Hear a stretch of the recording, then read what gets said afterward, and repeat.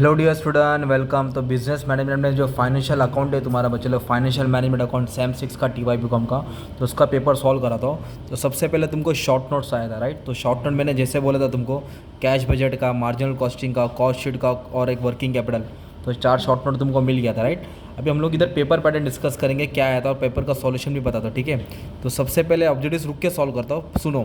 जो first question था ना, 2 क्वेश्चन था, कैपिटल बजटिंग पे आया था, एक ऊपर आया था एक नीचे आया था। नीचे वाला ज़्यादा ईजी था, ओके।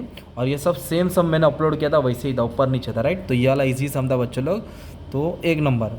फिर दूसरे ऑप्शन में क्या है, वर्किंग कैपिटल है, आधा क्वेश्चन इधर है। तो वर्किंग कैपिटल में बच्चे लोग है, एक वर्किंग कैपिटल दे रहा है, एक वर्किंग कैपिटल दे रहा है ना।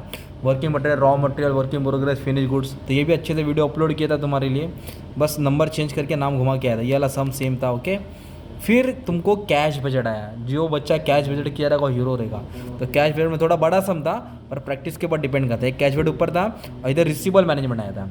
तो कैश बजट के ऑप्शन में क्या आता है, रिसीवेबल मैनेजमेंट। तो बहुत सारे लोग ने कैश बजट ये वाला टॉपिक स्किप किया रहेगा, पढ़ा नहीं रहेगा ना। फिर इधर कॉस्ट शीट आया था बच्चे लोग। कॉस्ट शीट बोले तो बड़ा टॉपिक होता है, डायरेक्ट मटेरियल, डायरेक्ट वेजेस। और उसके ऑप्शन में क्या था, मार्जिनल कॉस्टिंग, ये नकली वाला टॉपिक, एकदम सेम सम, सिर्फ नंबर चेंज किया था, ओके। तो इधर हो गया तुम्हारा ये पेपर, ओके। अभी ऑब्जेक्टिव्स की बात करूँ ना बच्चे लोग, तो और मैं तुमको ऑब्जेक्टिव्स बता देता हूँ क्या है, अच्छे से ध्यान से सुन लो। तो ट्रू और फॉल्स अगर मैं पहला बता दूँ ना, तो फर्स्ट का जो तुम्हारा आंसर है वो फॉल्स है, और NPV से बैड मेथड ये भी फॉल्स है। थर्ड का भी तुम्हारा फॉल्स है। फोर्थ, फिफ्थ, सिक्स ये ट्रू है। फोर्थ, फिफ्थ, सिक्स ये तुम्हारा ट्रू है, ठीक है। फिर उसके बाद क्या बोला, फोर्थ, फिफ्थ, सिक्स के बाद जो सेवन्थ वाला है वो फॉल्स है, क्योंकि एडवांस पेमेंट में लिक्विडिटी कम होता है। और 8वां, 9वां, 10वां, 11वां, 12वां cash budget, scale of scrap, सब के सब ट्रू थे। 8 से लेके 12 पूरा ट्रू था, ठीक है।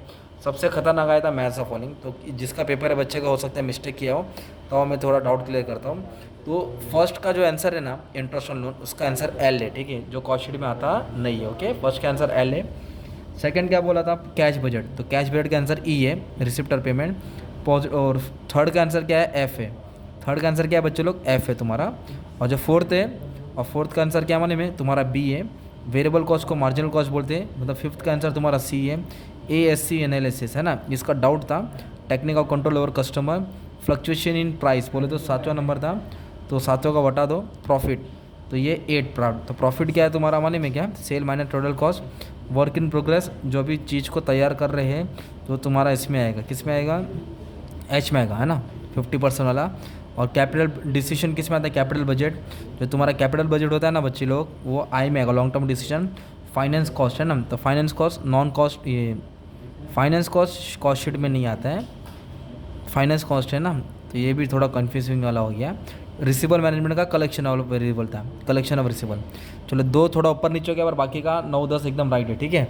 जैसा तुम्हारा ये वाला पेपर क्या नाम था, बिजनेस मैनेजमेंट, फाइनेंशियल मैनेजमेंट, ठीक है। बाकी भी सब्जेक्ट अपलोड कर दियो, चेक कर लेना। Thank you very much and all the best for exam.